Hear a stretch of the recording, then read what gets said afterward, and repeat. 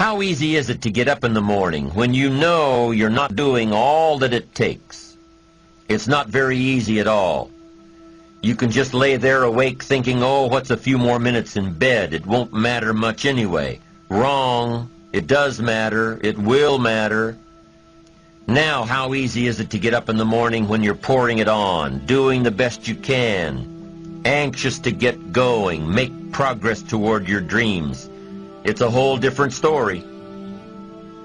When you're resting to renew your reserves, it's much different than resting to avoid your day.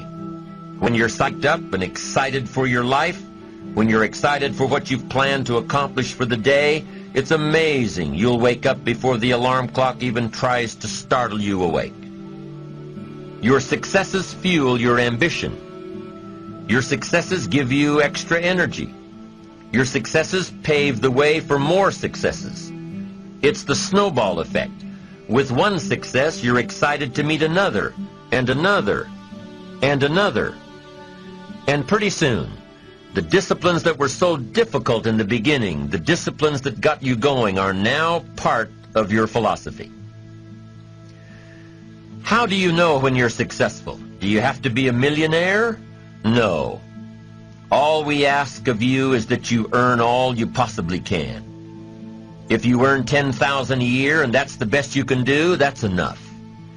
God and everything else will see to it that you're okay. The key is to just do the best you can. If it's $10,000 a year, wonderful. If it's $100,000 a year, wonderful. If it's $1 million a year, wonderful. It doesn't matter $10,000 a year or $1 million a year. It doesn't matter as long as you've done the best you possibly can. Earn the most you possibly can. Be the most you possibly can. And here's why. The essence of life is growth. The essence of life is growth, to do the best you can. And here's what's interesting. Humans are the only life form that will do less than they possibly can. Humans are the only life form that will settle for less. Every other life form except human beings strive to its maximum capacity. How tall will a tree grow? Approximately. As tall as it possibly can. You never heard of a tree growing half as high as it could. No, trees don't grow half. Trees send their roots down as deep as possible, stretch their limbs up as high as possible, produce every leaf possible and every fruit possible. As a matter of fact, you never heard of a human physically growing half. We keep growing until we're done. Now that's a part of life we can't control. It's genetically coded. And that's probably why we keep growing till we're done. Because we can't control that part. It's the rest of our growing that we control. The growing of our minds, the expansion of our minds, that we can control. And that's what tends to get away from us. All life forms inherently strive to their max except human beings. Now, why wouldn't human beings strive to their maximum possibility? Here's why. Because we've been given the dignity of choice. It makes us different than alligators and trees and birds. The dignity of choice makes us different than all other life forms. And here's the choice. To become part of what we could be, enough to get by, or to become all that we can be. My best advice for you is to choose the all.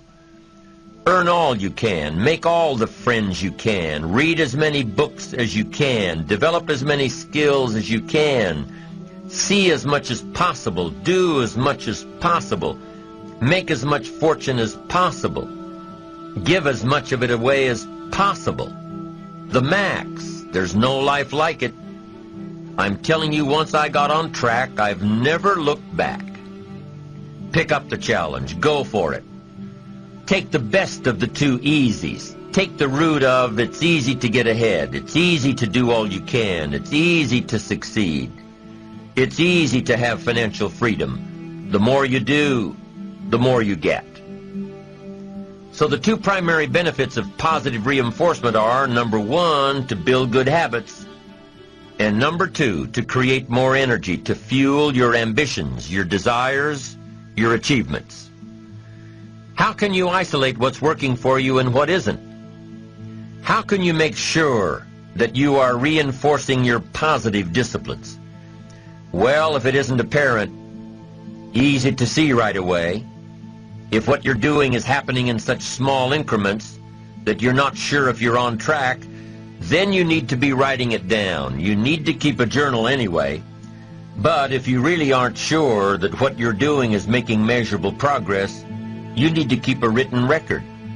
You need to write down everything that may be relevant in your day. What you did, who you saw, what you felt, how it may or may not affect you now and in the future. The best way to track your activities of the day is to write them down. The best way to track your activities of the week is to write them down. The best way to analyze your progress through the year is to have written it down. Why? So you can look back on it. Because by keeping a written record of your life, you will be more accountable. By putting into writing the action steps that you have planned, you will easily see what works and what doesn't. Most people just try to get through the day, never writing anything down, never keeping track of their progress along the way, never really knowing if they are doing all they can to reach their goals, to drive their ambition. But gifted people learn to get from the day. They don't let a day end without picking up some valuable experience, some emotional content, some idea that may positively affect their future. To get the most from a day, to learn the most from a day, you need to be able to reflect on the day. And how can you reflect on a day unless you record it in history?